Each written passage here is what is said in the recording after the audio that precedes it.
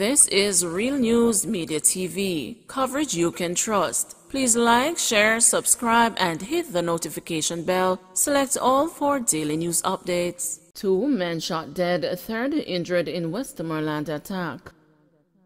2 men were shot dead and another injured in an attack at a shop in the farming community of Highgate in Darlington, Westmoreland last night. The murdered victims have been identified as a 35-year-old Sonny Leslie, otherwise called Munchie, and a 22-year-old Nicholas Warlock, both of Highgate. It is reported that about 9:45 p.m., Leslie Warlock and another man were among patrons at a shop when gunmen drove up, opened a fire, then escaped in a waiting motor car. The police were summoned and upon arrival, the wounded men were rushed to a hospital. Warlock and Leslie were pronounced dead and the other victim was treated and admitted in serious condition. Bomb threat at the Sutton Street Court, cops calling bomb squad. Cases at the Sutton Street Court in downtown Kingston were put on hold Tuesday morning after someone called in and made a bomb threat. Superintendent Beresford Williams, head of the Kingston Central Police Division, said the courthouse was emptied sometime after 10 a.m. after a caller said a bomb had been placed there. Superintendent Williams said the bomb squad was called in and the premises checked but nothing was found. Cases were scheduled to resume about 2 p.m., the commanding officer told the news. The Sutton Street Court is a civil division of the corporate area parish court. It is where civil matters are heard. Attorney ordered to pay back client $9.3 million lost in cyber attack. The General Legal Counsel has ordered attorney-at-law Tanya Walters Powell to pay $9.3 million with interest in restitution to a construction worker following an incident of cybercrime. On December 3 last year, the disciplinary committee of the GLC found Walters Powell guilty of professional misconduct. She had collected the money on behalf of Michael Kelly arising from the sale of a property in 2018. Walters Powell said the money was paid into an overseas account based on instructions she received in an email. She subsequently discovered that the email was hacked and brought expert evidence to substantiate her claim. Sanctions were imposed last month, and she was also ordered to pay $250,000, in cost of which $150,000 will be paid to Kelly and $100,000 to the GLC. The sums are to be paid within the next 6 months. The problem stemmed from the sale of Kelly's house in High Mountain Bogwalk, St. Catherine in 2018. Kelly complained that he hired Walters Powell to conduct the transaction. The house was sold for $10.5 million, but he received no payment. The committee found that both parties were victims of cybercrime.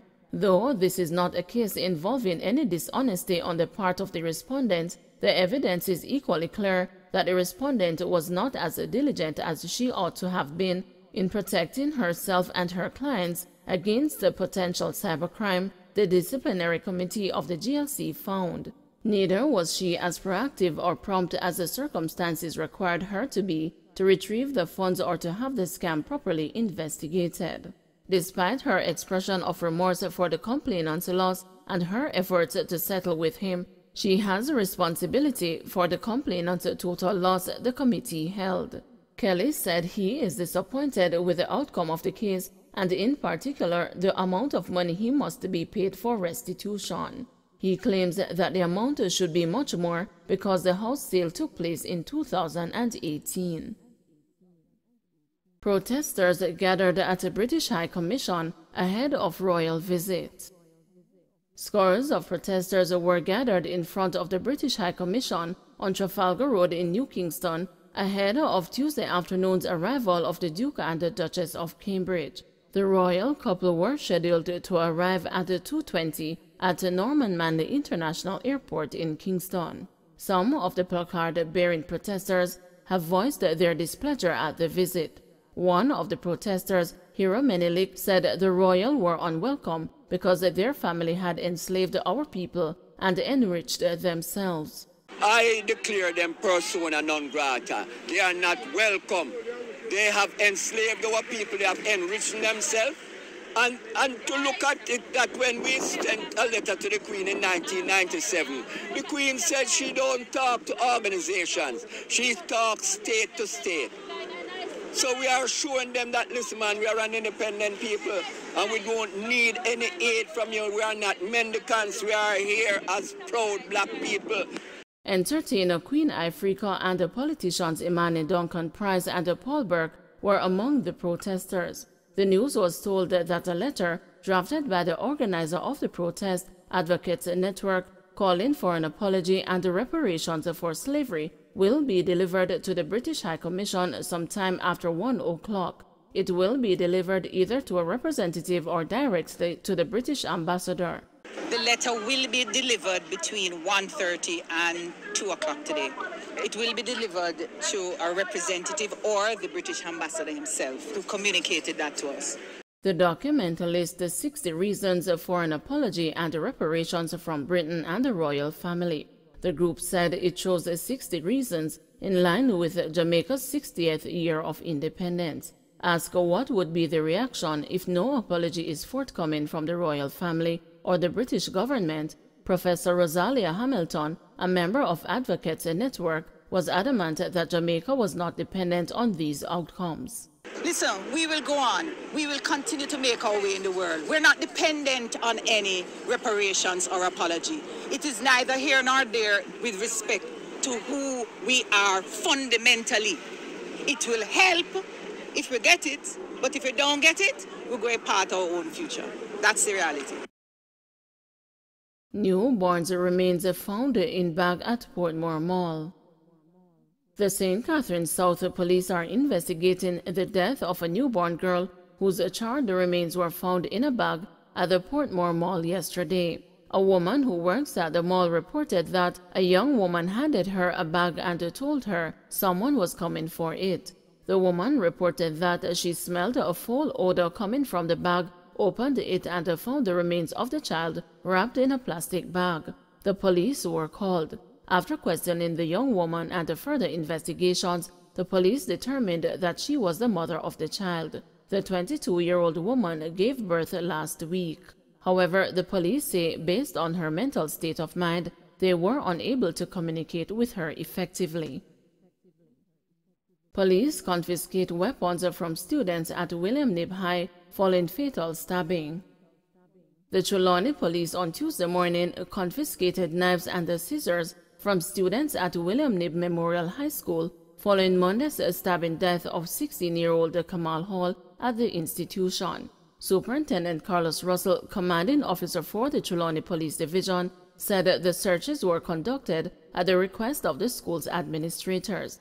The school's leadership has disclosed that a number of weapons have been confiscated from students since the full resumption of face-to-face classes. Superintendent Russell said lighters were also seized from the students.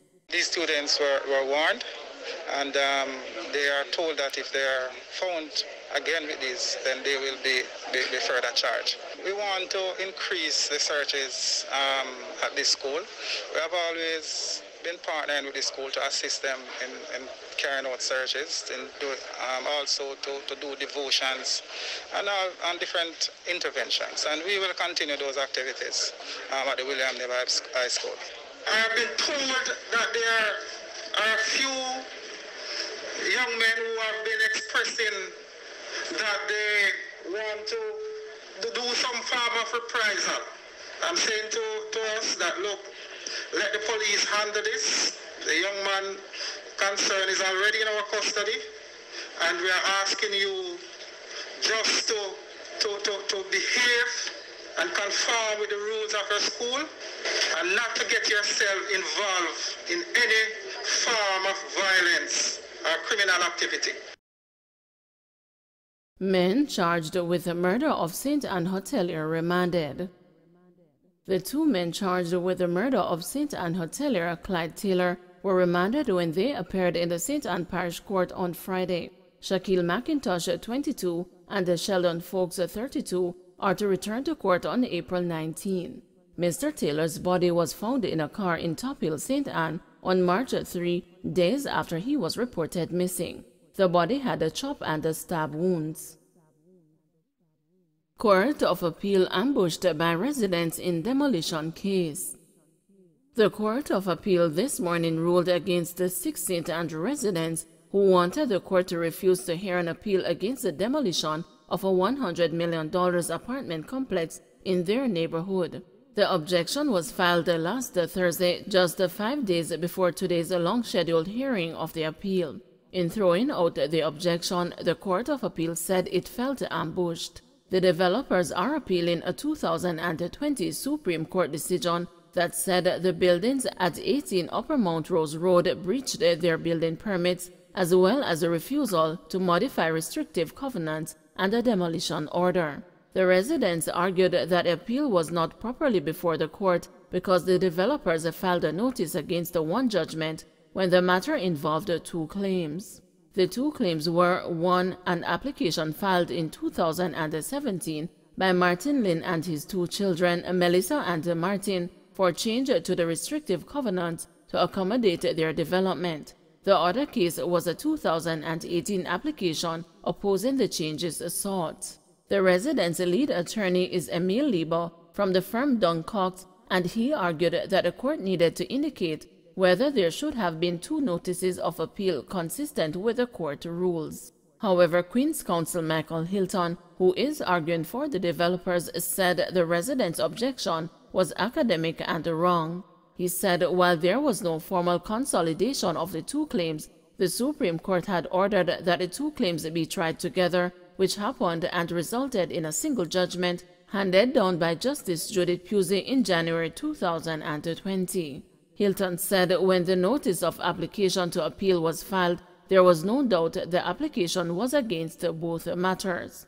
The court sided with Hilton and ruled that the residents' arguments had no merit as the one judgment issued covered both claims. Acting Court of Appeal President Marva MacDonald Bishop, who gave the ruling on behalf of the 3-member panel, said the issues raised were matters of form over substance, and the court had to be mindful of the overall objective of ensuring justice. She said the court was also mindful of the developers' constitutional rights and insisted that there was no basis to chase them away from accessing their rights to the Court of Appeal. Justice MacDonald Bishop also told Lieber that he could have raised the issues during preliminary hearings held before today's hearing of oral arguments. She said the late filing of an objection was really like an ambush, which Lieber said was not the intention of his clients. "I am confronted by that," MacDonald Bishop replied. The other 2 judges on the panel are Justices Evan Brown and Nicole Simmons. Sarah Shea, her husband Marvin Gordon, Henderson Donner, Marcus Handel, Una Witter, and Brenda Francis are the residents in the case. The Supreme Court had ruled that the Upper Mount Rose Road neighborhood was a single-family residential area and that the Lynns failed to convince the court that the character of the area had changed to facilitate the multifamily development. On March 11, 2020, the Court of Appeal granted an order for the demolition action to be paused until the case was determined. Don't forget to like, share, subscribe, and hit the notification bell. Select all for daily news updates.